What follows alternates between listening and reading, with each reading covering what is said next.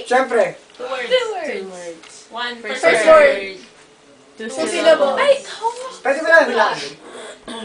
Yeah. first syllable. Okay. First syllable. How am I supposed to do that? Basta, second word na nga. Baliw na tao. Second word. Two syllables. Yeah. Run. Marathon. Running. Bus. Olympics. Nakatayo sa bus. Oh! English, Tagalog. Torch. It's English. English. Torch. Statue. Statue of Liberty. You mean... Roller coaster.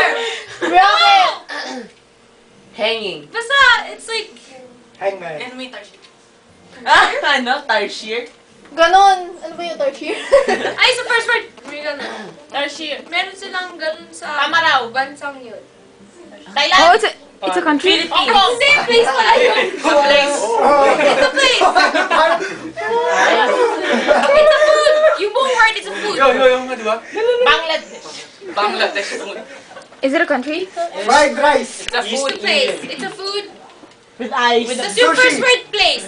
Ano? Oh, Bicol Express! I forgot the sushi! Paano naging Bicol Express to?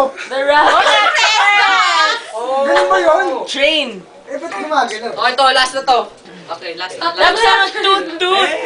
Last na to. Last Ano na. ba yung tertiary nasa Bohol, wala sa Bicol? Starship. Bicol, ganon, mga Sabi mo yung tertiary, di ginawa. Tertiary to. Okay, last one. Ang hirap na yung mga yan. May nahula naman Oh. tayo. Pag to, hindi nyo pa nahulaan. Madali. Dali. Ilang words to? Alam ko yan! Alam ko yan! Alam mo yan! Bakit? Bigyan nyo ng chance ang boys.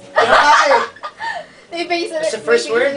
Ayun yung first word. Tapos... Tumatae? Tumatae sa kubeta. No! Tumatae sa... Sa labas. Ayun. Kasi...